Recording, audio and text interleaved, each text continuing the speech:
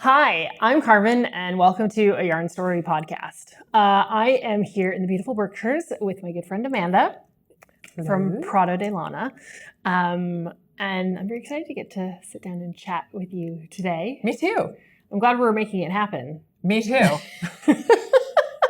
Amanda and I have spent the last 3 weeks together. Yeah. And today is the last day. And we were like, we should really record that podcast we've been talking about. Yeah. We kind of have run out of time, and now it's the 11th hour. Although we've talked about how we're both good procrastinators. Yeah. This is going to be the best episode ever. Yes. No pressure.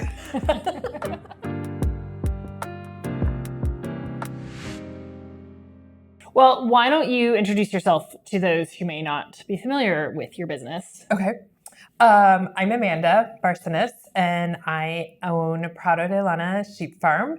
We live in Berkshire County, Massachusetts, in Stockbridge, so the very farthest west you can almost get in the state of Massachusetts.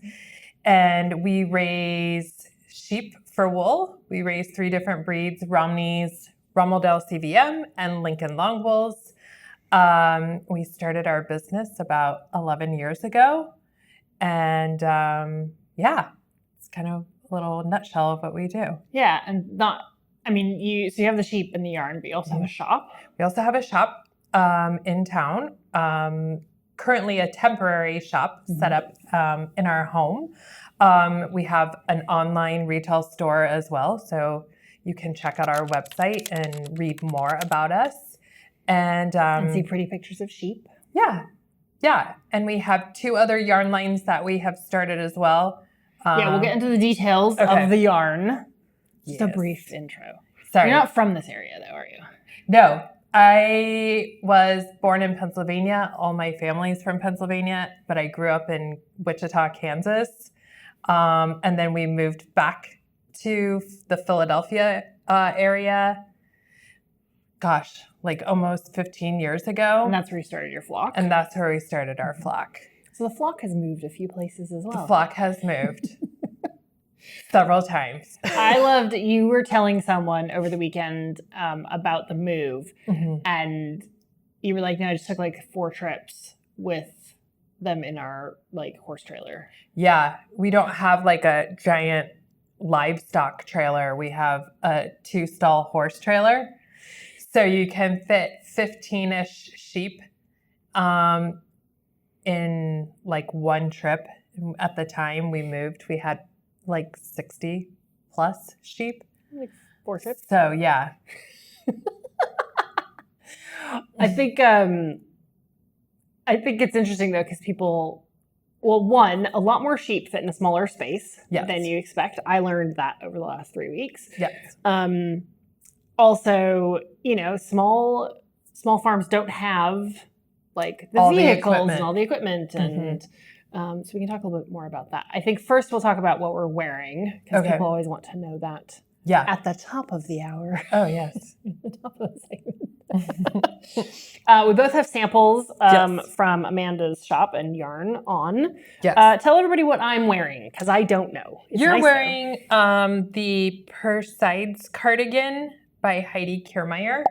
I have a lot of samples, and I've knit a lot of Heidi's designs because they're super well fitting. They go really well with our yarn. They're kind of just classically comfortable. So which yarn is this?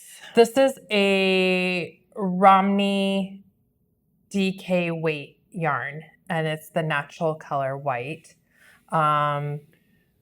And I have to say, this fits me fairly well. The sleeves are a bit short, but otherwise, it's really cute. It's very comfy, and the Romney is not itchy. I think people think sheep are itchy, right? Especially because the Romney is not a fine wool. No. So it's very comfortable. Thank It's you. not too warm because it's actually quite warm outside today. It is. But it's very cute. Yeah. It's very nice. Heidi used to be an engineer in her former life. Okay. So she writes a very great pattern. We love a good pattern. And maths all the maths for you. So the fit is always great. Yeah. Yeah. Amazing. All right. And what are you wearing? I'm wearing, it's called agave.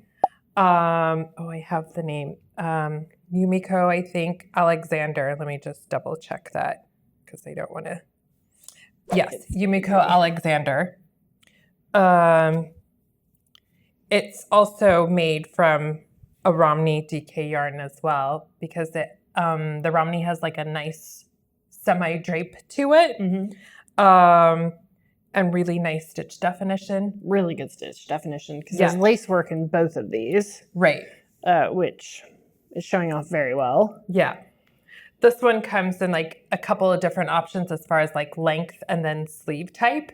My friend Carol actually knit this for me as a sample. Carol. And so yeah, we chose this kind of fluttery kind of sleeve for like spring, summertime. It's very cute. Yeah. Yeah. Thanks, Carol. All right, now that you know what we're wearing, let's dive a bit deeper into Amanda's story. Oh, okay. And the story of the sheep. And okay. So, like, how did you get, like, what brought you to getting sheep? Okay, a couple of things. So before we even thought about getting sheep, I had gotten back into knitting when I was pregnant with my daughter, Noelia. About halfway through my pregnancy, I had to go on kind of a light bed rest situation.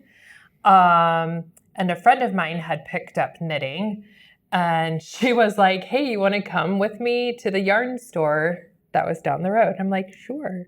Why not? I wonder how many stories start like that. Like, hey, friend, do you just want to come to the yarn shop with me? Right? I think I probably had a conversation with her. I'm like, because she had started knitting and I was like, oh, my grandma taught me how to knit when I was like 10. And so I think I could remember how to do it. And so yeah, went to the yarn store, picked out some yarn. I think the first pattern that I ever knit, like starting over with knitting again, was the Gaptastic Cow. Oh, the Gaptastic Cow. That we bonded over the fact that we probably picked up knitting the same time. Yes. In our second iterations. Yes. Just in different parts of the world. Yes. I think we should have a resurgence of the Gaptastic Cow. I mean, why not? It's a good pattern. I think it probably got a lot of people going in knitting. It's Gaptastic. So Gaptastic. So then and I graduated with a degree in animal science and then taught biology for a number of years. And my husband, Alberto, also has an agricultural degree in agronomy. And so... You want to tell people what agronomy is? Agronomy is like... Because I didn't know. Crop production, soil health, that kind of stuff. And we had moved to a large estate where Alberto was the property manager. And, they were just like mowing these really beautiful pastures and it felt wrong to see like all these like just very lush pastures that were like so beautiful and open. And we were like, it would be so amazing to see like sheep. And so we kind of started doing like research on like just sheep rearing. What did we want in a sheep? And so then we really started doing a lot of breed research. We knew we wanted like a fairly large breed that grew like a big, heavy, nice fleece. We did not want a sheep with horns. For a number of reasons, mostly because of like fencing and getting stuck and that kind of, and then management of horn growth and all of that kind of stuff. And we just wanted like a really docile breed that was, easy to manage. Okay. And so we kind of like settled on Romneys and found a Romney farm kind of in middle Vermont. Okay. And Alberto called... the farm is called Vermont Grandview Farm, and called them up and said, hey, we would really like to purchase some of your Romneys if you have any for sale. And at the time, Kim was kind of on the fence about switching from Romneys to Gotlands and whatever. And she was like, well, I don't really have any Romneys for sale. And I think Alberto was very persistent with her, and he was like, we've looked at all your pictures and we really love your Romneys. I can see him doing that. Yeah. And so yeah, she sold us 3 Romneys, Hazel, Holly, and Fia. How old were your kids at this time? Noelia, this would have been 2014, fall of 2014. So Noelia was 2. Okay. And a half. Sammy would have been like 5, almost 6. Okay. So they were little. So you've got 2 small children. Yep. And you're like, I'm back into knitting. You know what I'm going to do? I'm going to get some sheep. I need some sheep so I can make my own yarn. That's basically the thought process. I love that. I mean, it doesn't go deeper than that. I suppose you had the advantage of like you lived on a property where yes, you could have the sheep. Yes, like because the property was over 100 acres. And there was fencing all around. Okay. So it was manageable. The only thing we had to get was kind of like a little barn shelter situation. So I love it. I was like, I'm knitting lots. I've got a puppy and I'm going to start a shop. I'm going to grow my own yarn. Well, that is next level. Yeah, but you didn't have, I think if you had the space, your brain might have gotten there. I don't know. I mean, you have like a background in... True. Not in sheep. No, but so I got to participate in Shearing Day. Yeah. A couple weeks ago, which was phenomenal. And I have never done sheep shearing. Obviously, I've watched videos and I've heard friends talk about it. Mm-hmm. But the thing I was really blown away by, in addition to lots of, I was blown away by lots, but like, you know so much about the animals and you know not just like superficial things, like you are really sciencey and very like I felt like I was talking to a vet. Yeah. I nerd out when it comes to like the sheep and their wool. Totally. It is very cool. Thanks. And a lot of people don't have that background. Probably not. But I think they develop it eventually. If they're like really truly into like the sheep and like, you know, caring for them and making sure that, because when you have like livestock, it is not always feasible to call a vet out all the time. No, I suppose there are a lot of things that you just have to like figure out on your own and take care of on your own because you may or may not have a large animal vet in your area, 1, to begin with, and 2, even if you do, they're likely not super close. So you're waiting on them. Yeah. And you just have to kind of like just take control and do things as best you can. I suppose the cost of vet calls would make it sort of untenable. Right. As well. Like it's very different from having taking your dogs. Or cats. Totally. Yeah. Can I just also say, I just realized this, when we were shearing, that was an all-women crew that day. I did recognize that. Yeah. Which was pretty badass. It was pretty badass. Yeah. It was, so you caught all the sheep. Yes. Well, shout out Sammy. He helped you. Sam did help. Yeah. Yeah, her son. He was there for a little bit in the morning. Yeah. Then he paced out. Yeah. He was like, thanks for letting me be off school. I caught 2 sheep for you. Bye. Bye. And then your shearer. Siri. Yeah. Siri's amazing. I love her so much. She was phenomenal. Absolutely phenomenal. Yep. Siri also has her own flock. And so she knows and buys and sells wool. And so she knows like, 1, that we need like down to the very like centimeter of wool that we can possibly get. She is a fairly fast shearer. Yep. I did time her a couple times because I was just really curious. Well, and our flock is a little bit challenging in that we don't have the same breed of sheep. So Siri has to switch out her blades depending on the wool type. And and it's all different sizes of sheep.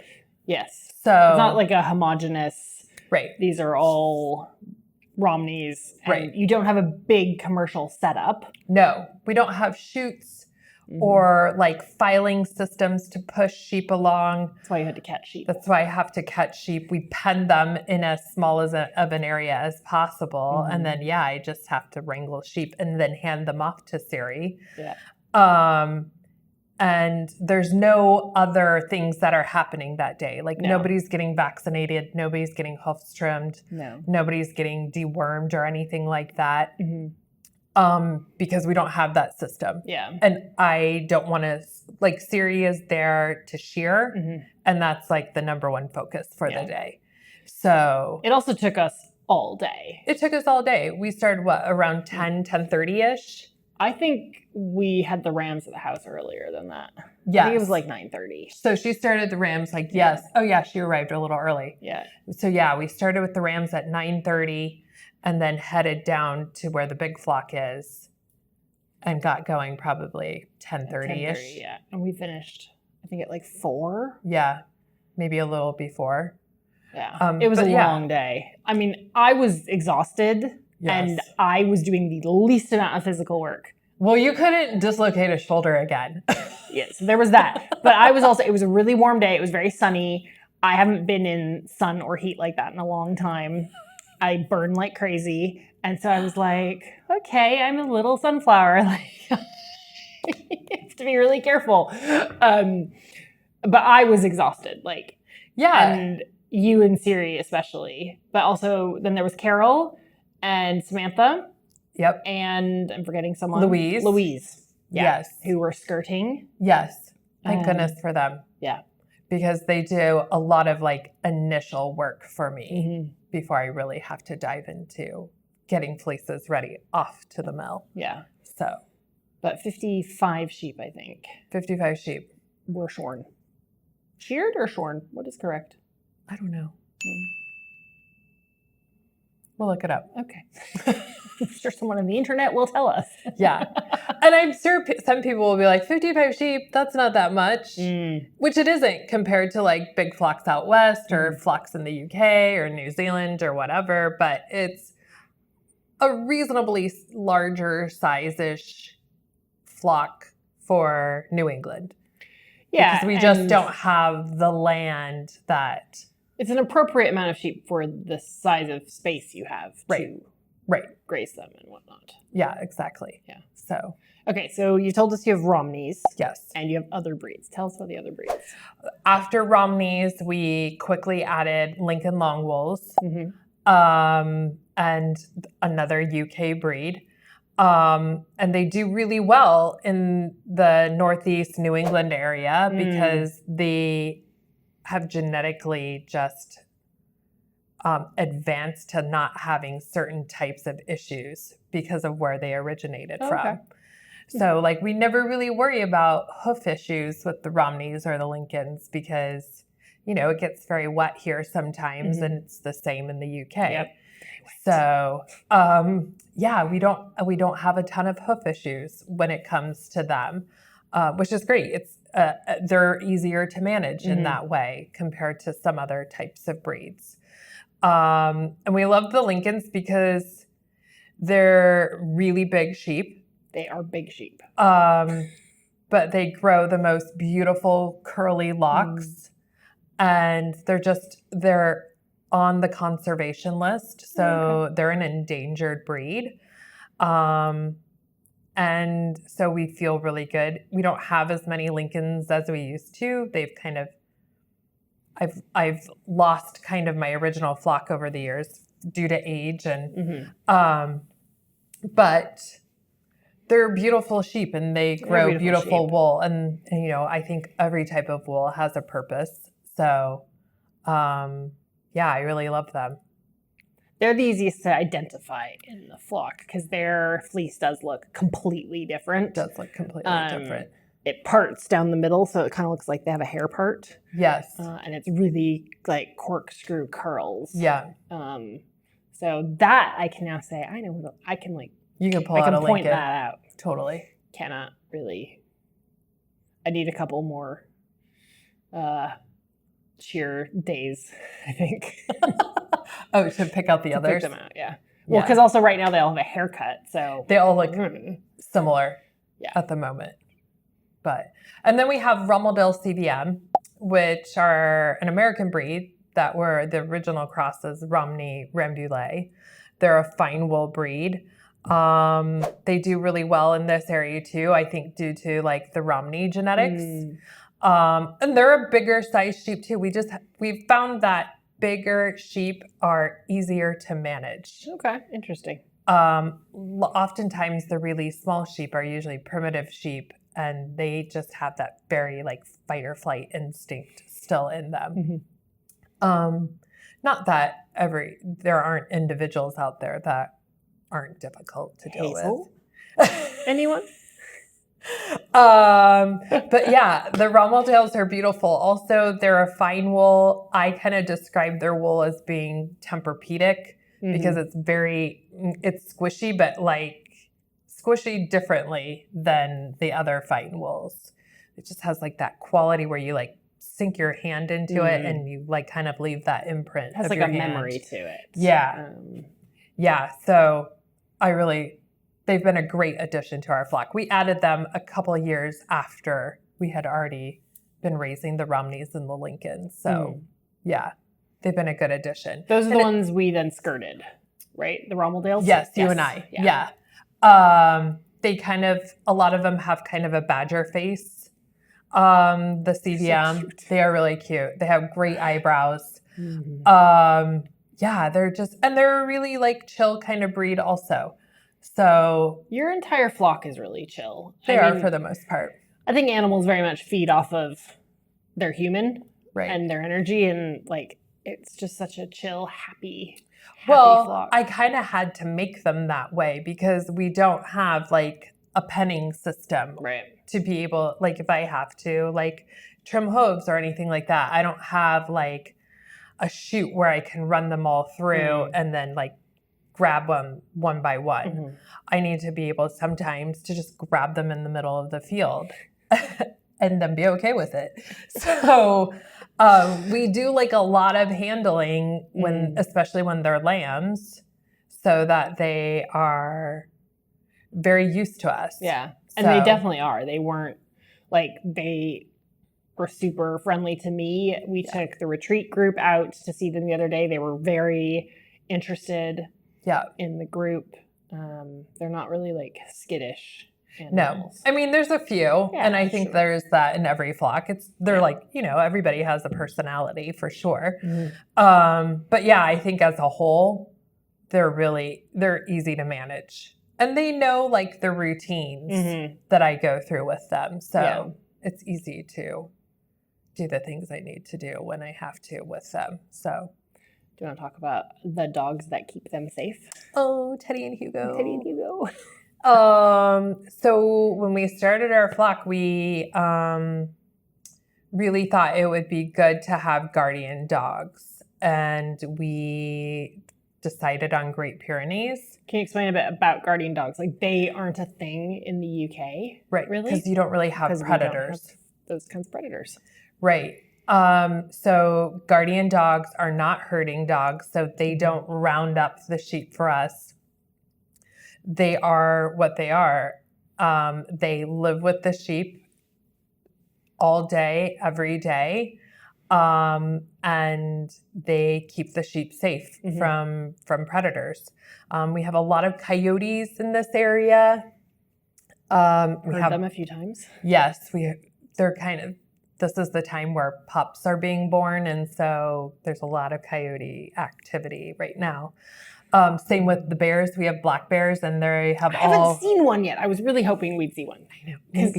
Maybe tonight will be the night. Well, because everybody was like, "Oh, there's been so many sightings in the area." Yeah, they can be a little elusive, but yeah, maybe tonight. Maybe. So yeah, we have black bears in the area, which usually the bears don't bother us, but I think I did have a sheep swiped by a black bear last fall. Oh. So it can happen. And the dogs prevent those kinds of attacks, mostly through barking. And they are up during the night patrolling. You know, a few of the neighbors haven't been so happy with that, but whatever. They're keeping all the predators off the properties. They're keeping all the predators. They're keeping everybody's dogs and cats safe. But yeah, that's what they do. Teddy and Hugo are the ones that are out there right now. They're 4 years old. They've done an excellent job. If we didn't have them, we would have lost sheep for sure. Because it's just so easy for coyotes to come in and jump fencing and that kind of stuff. Sheep don't really have a lot of self-defense going on. No, they don't have any sort of skills in in keeping each other safe. They do not.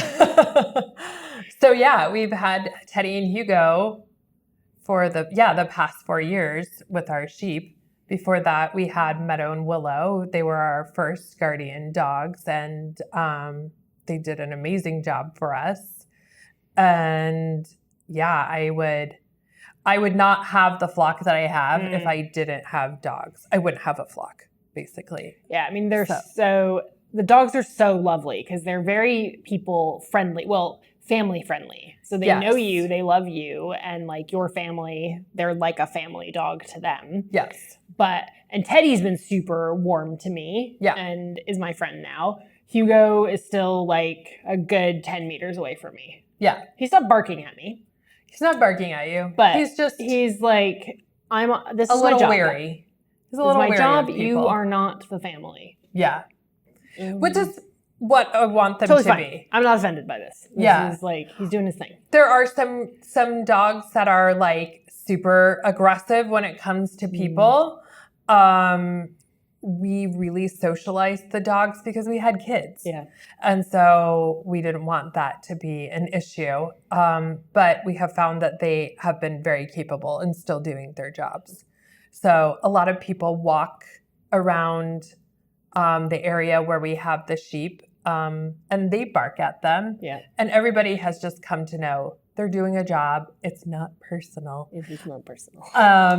And then they like move on and go about their day. Yeah. So yeah, I could go into a lot about guardian dogs because I just love them so much. And there's a bond with guardians and shepherds that is different than like a bond with, you know, your pet dog. Because I rely so heavily on them in my livelihood. Yeah. So, and they love what they do.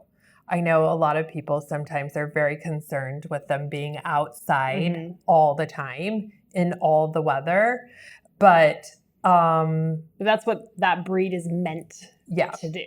Right. And they've been doing this for hundreds, if not thousands of years. Yeah. And they're so happy out there, and they're really well cared for. Yeah. And they know how to hunker down when they need to. Yeah. So, I mean, Teddy looks a bit of a mess because he rolls in the mud. So he's not as like camera ready all the time. Plus he just drools. He's like so drooly. Teddy. But they're really happy. They love what they do. You were saying the other day that Meadow and Willow loved their job, but didn't really care so much about the sheep, whereas Teddy and Hugo like love the sheep. Right. And that's super interesting as well. Yes. Yeah, Meadow and Willow really loved the idea of like patrolling and out for the hunt. Like they were really nutso in that way, in that they just want to always expand their territory, always make their presence known. If they needed to kill something, they would be 100% for that. To do that. And so, yeah, but they're like bond with the sheep was not They weren't like, hey, buddy. Yeah, they weren't like laying with them or whatever necessarily. Whereas Teddy and Hugo will lay with the sheep as a group, and they kind of position themselves to make sure that they have eyes on everyone. And it is interesting how they have kind of like together decided who does what job. I think that's fascinating, like the story you were telling the other day. Yeah.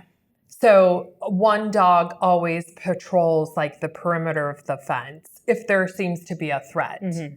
And I've watched both sets of our dogs do this, where one dog patrols the perimeter of the fence and is barking, barking, barking, barking, while the other dog is back up with the sheep, kind of pushes the sheep all together in a group and stays with them, also barking, barking, barking. Because oftentimes what happens is a pack of coyotes will send a couple coyotes in to distract a dog. That dog goes out to take care of those coyotes while the rest of the pack comes in and steals your flock. And that's why we've always had 2 guardian dogs together to prevent that they're situation. Like a real team out there in the field. Right. It's so very cool. Animals are amazing. Yeah.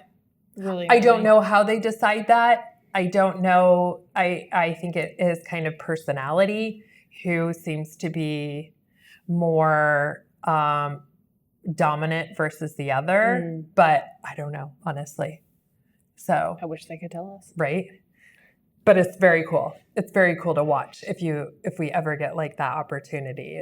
It's amazing to see them do it. All right. So they help us, well, they help you make beautiful yarn. Do you want to tell us about a yarn? Sure. Show off some more yarn. Sure. So we keep all of our yarn breed specific, even including the crossbreeds that we do have. They are their own breed. I don't blend them. Okay. So it's very important to me, I think, from the very beginning of really showcasing the amazing characteristics that each breed brings to the yarn. And I would hate to kind of change that by blending it with something. And that's just me being a little crazy. I think that's crazy. You're just... It's precious to me in that way. And I feel like because the sheep are doing me a service in growing their wool, I feel like I owe it to them in a way to like celebrate that. So he brought... It's really beautiful wool.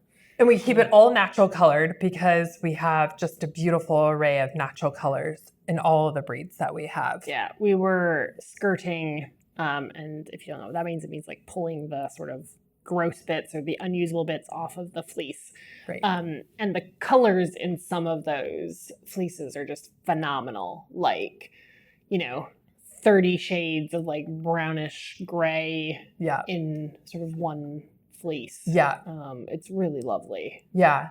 And I try to keep like colors when I'm blending those fleeces together. I try to keep colors that are very similar together in a yarn run so that I'm not changing the color too much. So this is some of our Romeldale yarn. I think I'm a super huge fan of the Romeldale. Yeah, it's nice and bouncy. All of our yarn is semi-worsted spun. Shoot this right up to the camera. Also double check we're still filming, just in case. Just in case the camera cut out. Look at that. Yeah, so it's semi-worsted spun. I usually have Romeldale spun in like a DK weight just because there's a lot of DK patterns out there. So, and it's a fine wool. And I have thought oftentimes about, having it spun in a fingering weight, but it would not make great sock yarn. Right. Because it's too soft and you would have a lot of pilling and a lot of maintenance. This is sweater yarn. You make sweater yarn. You make sweater. Really what Yeah. Sweater or shawl or whatever. that would be really nice for. It is very squishy. Very squishy. So it doesn't have really much drape at all. And it's kind of a matte kind of wool, like all the fine wools. There's not any sheen or much to it. No. There's no luster to it, but it's a beautiful, this is kind of like a nice light browny gray. Yeah. It's a really like wearable color. Yeah. Yeah. I'm knitting a sweater out of that. I am team brown. Yeah. As a color. Better than black. I'm wearing black, but team brown. Yeah. And I name all of our yarns after towns in the Berkshires. Aww. This is Richmond, which is a couple towns over. Nice. So yeah. We'll show some more samples too. Oh yeah. So I might need to take this off. I'll demo another sample because I'm getting very warm. Yeah. So this is the Swivel Shawl by Samantha Yaron. It's kind of an asymmetrical-ish kind of very fun to knit. Like this is super cute. Yeah.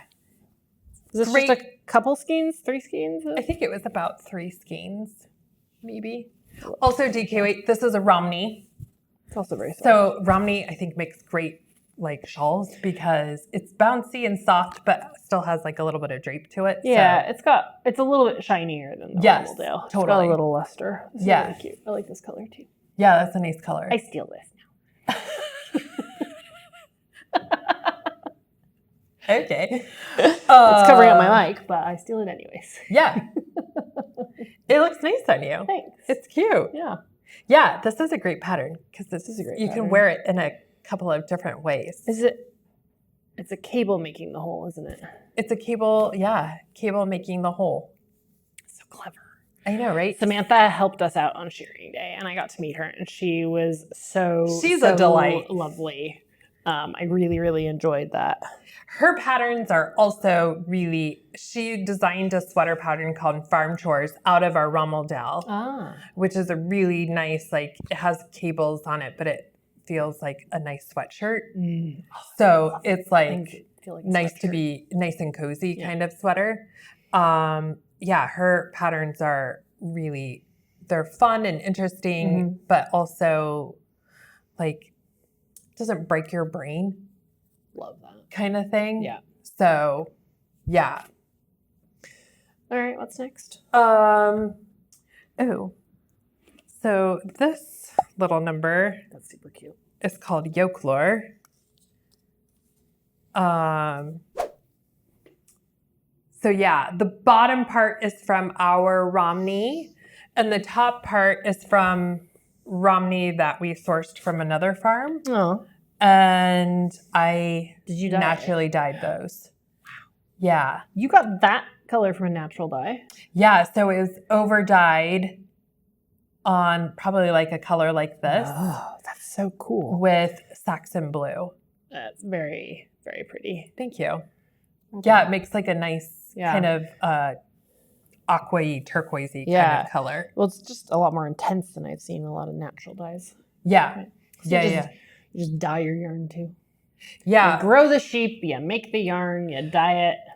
Well, so ovejas was the second line that we started. Yeah. And ovejas means sheep in Spanish.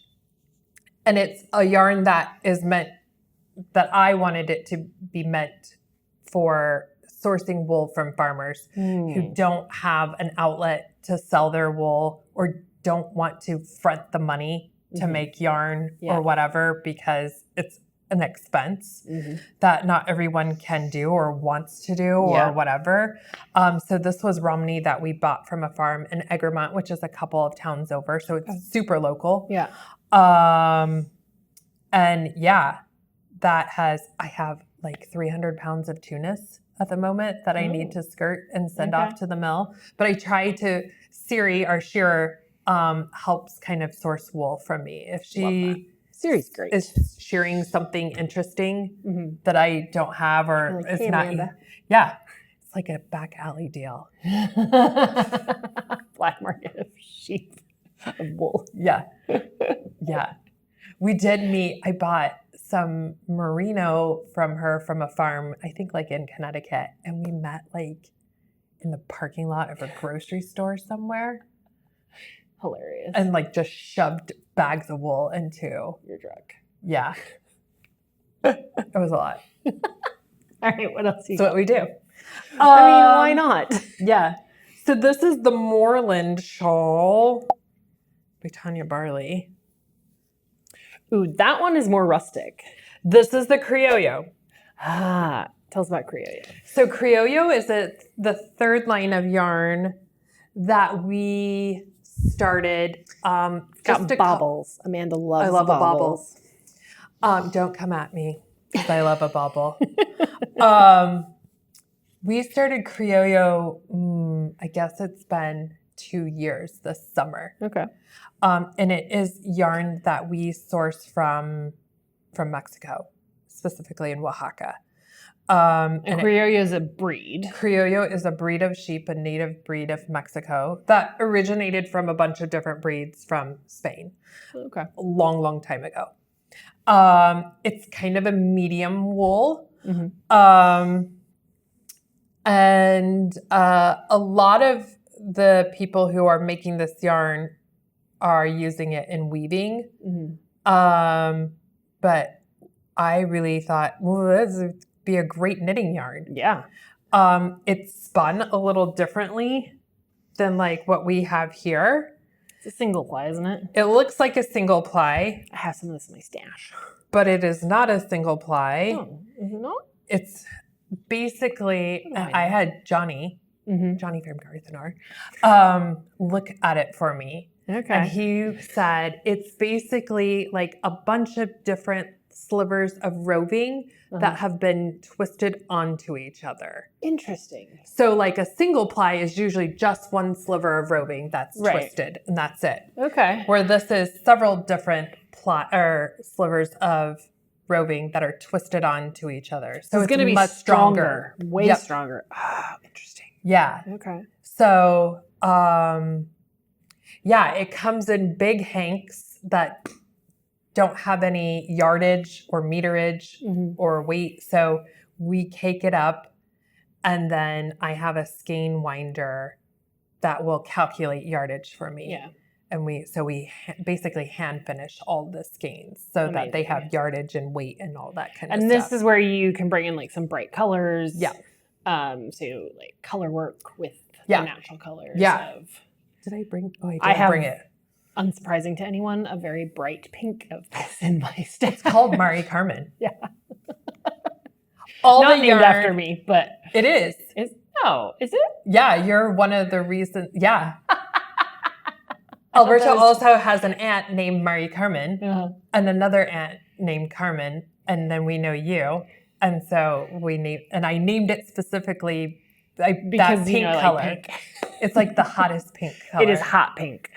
I am going to get that done for Rhinebeck this year. That would be nice because I'm working your booth.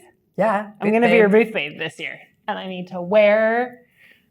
Yeah. Some Prado de Lana yarn. Yeah. So all the yarn is named after different female family members of Alberto's family. Oh, that's very sweet. Who's Mariana? Mariana is a cousin of his who lives in Guanajuato. That's very sweet. What color is yours? I don't have a color. Excuse me? I don't have a yarn named after me. Noelia does. Okay, good. But I do not. Amanda. I'm not Mexican. You're still part of the family. And it's your yarn. True. I don't know what color I would pick. All right, well, you can think about that. Think about it. What color is Noelia? A really nice kind of cocoa brown. Oh, pretty. Yeah. Yeah. Did you get to pick? She did it. Poor kid.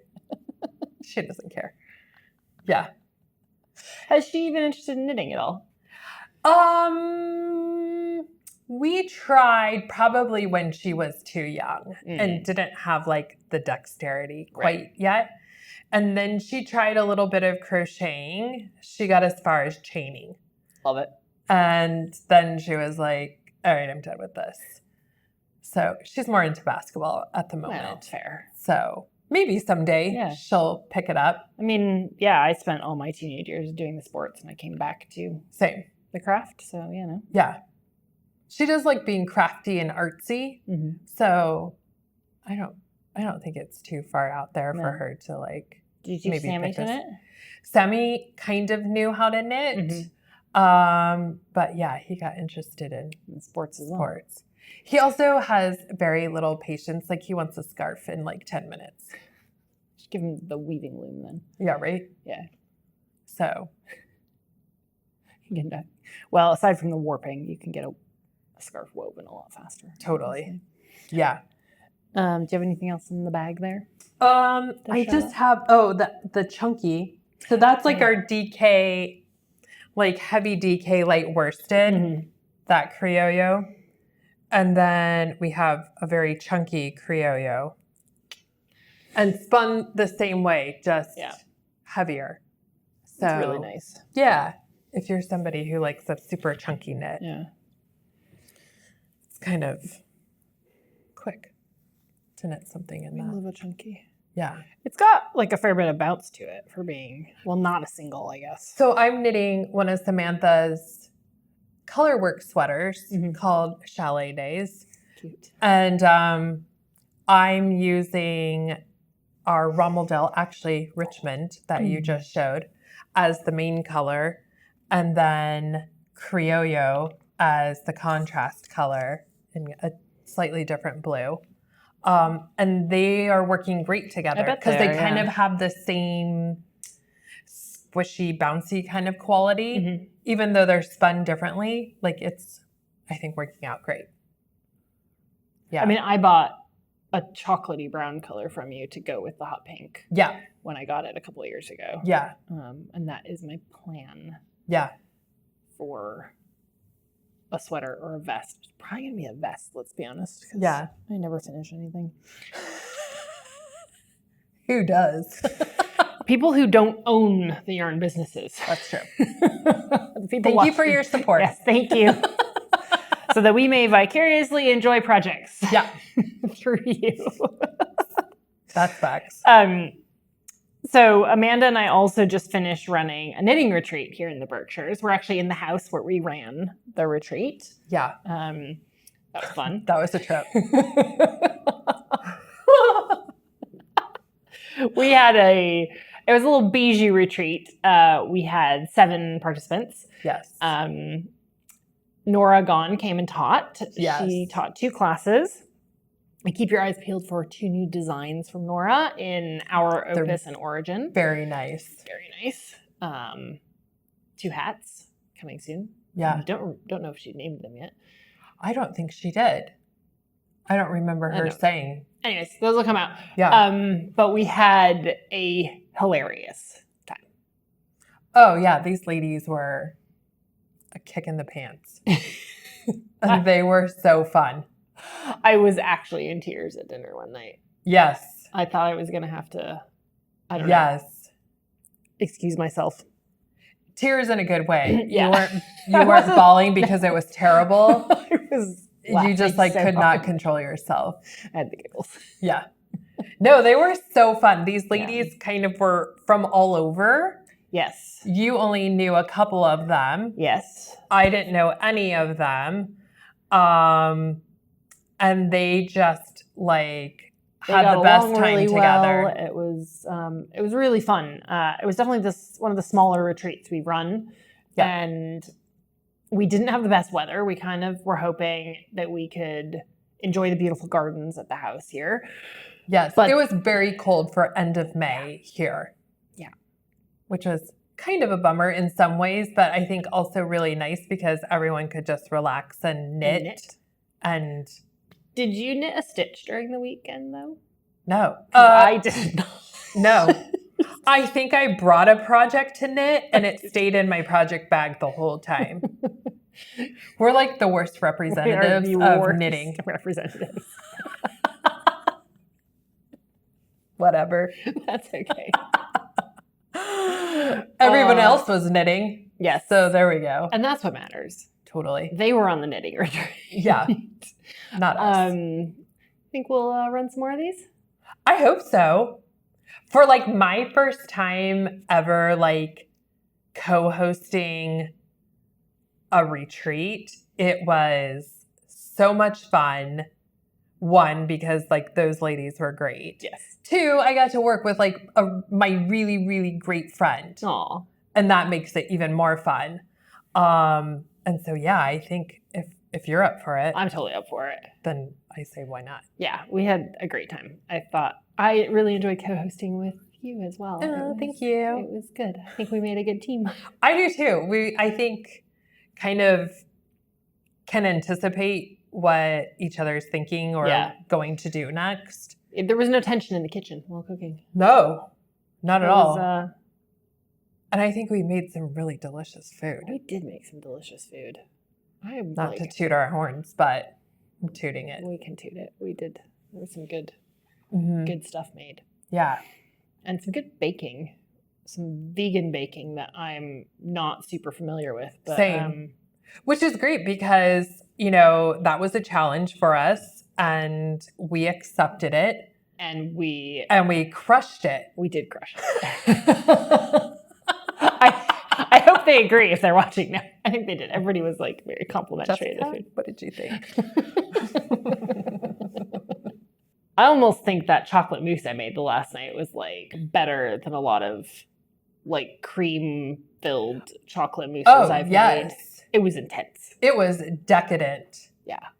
So like rich. And I mean, after that, what did we have for dinner? We had roasted chicken that night. Mm-hmm. That night was it was our last night. Mm-hmm. So it was like, we just threw it all out there as far as like what we were serving for dinner. And like, it was a lot of food that night. It was a lot of food. We'd had a charcuterie board before. We had charcuterie before. And a couple cocktails. Some cocktails for sure. Roasted chicken, roasted veggies, and then to like end the night, wine. Mm-hmm. And then to end the evening with this like really great, like dietary friendly chocolate mousse. Mm-hmm. It was amazing. Yeah. I don't think there was anything left over. No, there was not. That night. Alberto was sad. Alberto was sad. He didn't get anything. No. Oh, well. Sauce. I have taught Amanda this word. Sauce. She likes it. I love it. Yeah. Tell everyone what you used instead of like heavy whipping cream. Oh, yeah. I used aquafaba. Which is chickpea juice, basically. And I knew this was like a thing. I had just never actually done it myself. I did not know it was a thing. Yeah. And in the UK, you can definitely just go buy aquafaba in a can, but we couldn't find that here. And we had a couple of other recipes with chickpeas, so I just made it. I just soaked and boiled the chickpeas myself. Yep. Made a fresh hummus with the actual garbanzo beans, as we call them here in the States. Yep. And then use the aquafaba to make basically an egg white substitute. I was nervous for a minute. It didn't look like it was. No, it was looking like it was going, and then all of a sudden deflated. Yeah. And we were like, oh no. Ooh, there goes dessert. We have melted chocolate to serve. But I brought it back. It did come back. It came back, yeah. Thank God. Yeah. It was good stuff. Yeah, it was a fun long weekend. It was a really fun long weekend. The Berkshires are absolutely beautiful. Like, you live in a really beautiful place. We have this amazing view of the mountains. Yeah. It's really green. Yeah. It's a wonderful house. And I think we'll definitely be inviting people back. Yeah, for sure. It's good stuff.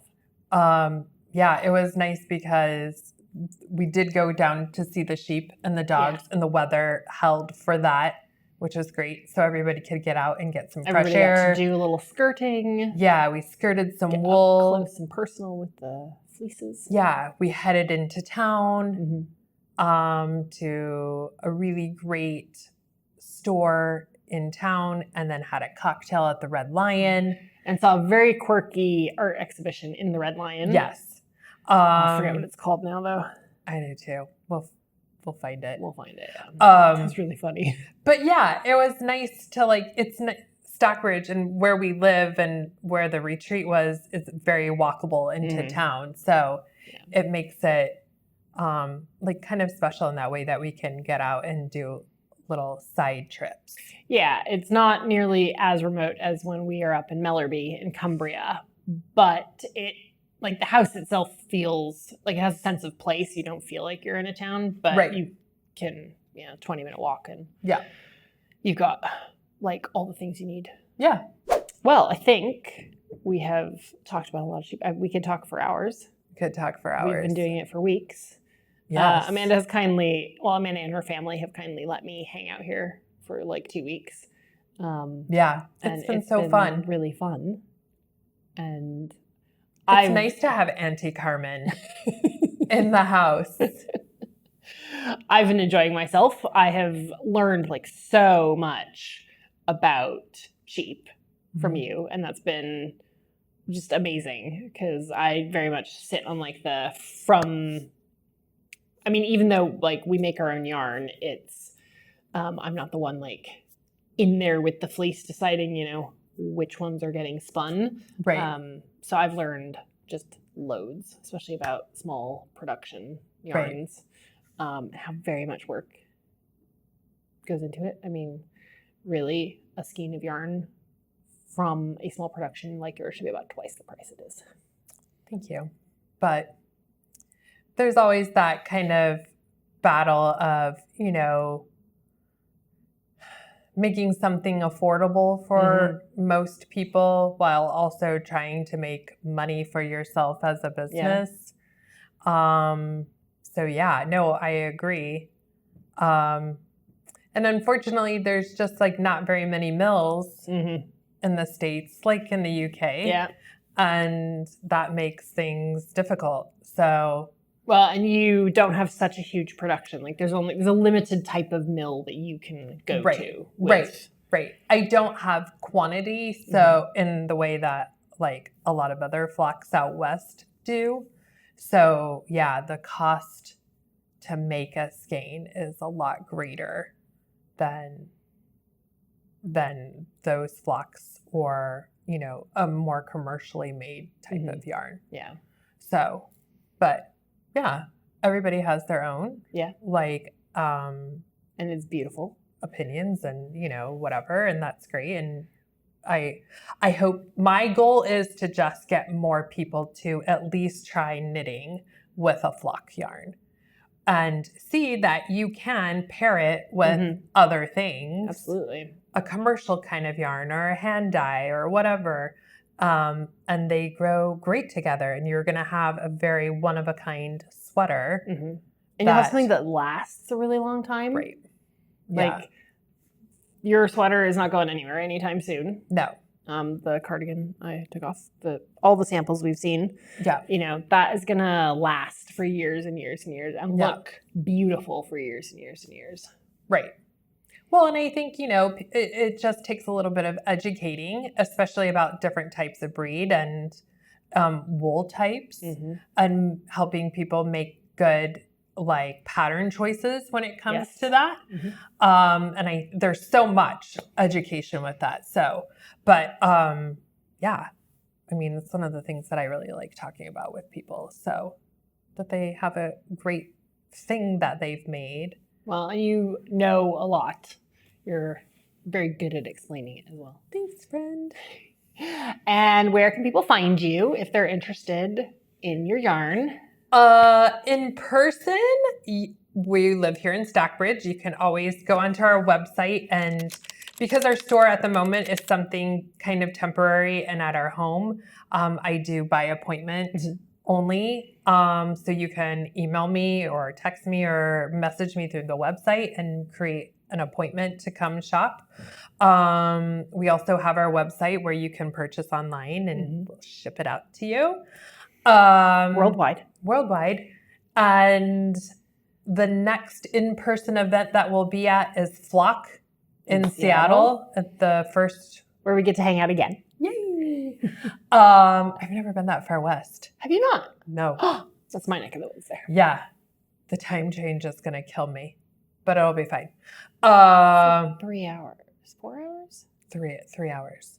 Central, Mountain, West Coast. Okay, 3 hours. 3 hours. I'm coming from 8 hours away. I'm just saying. I don't want to hear. You're like used to the jet lag.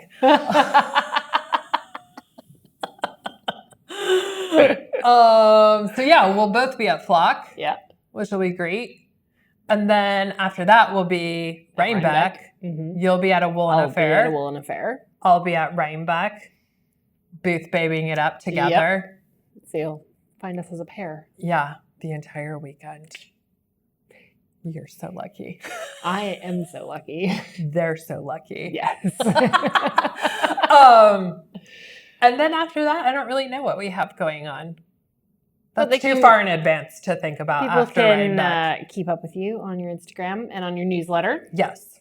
And subscribe, please. There's sheepy pictures. I know sheep pictures attract people. Yeah. I don't have sheep pictures to show.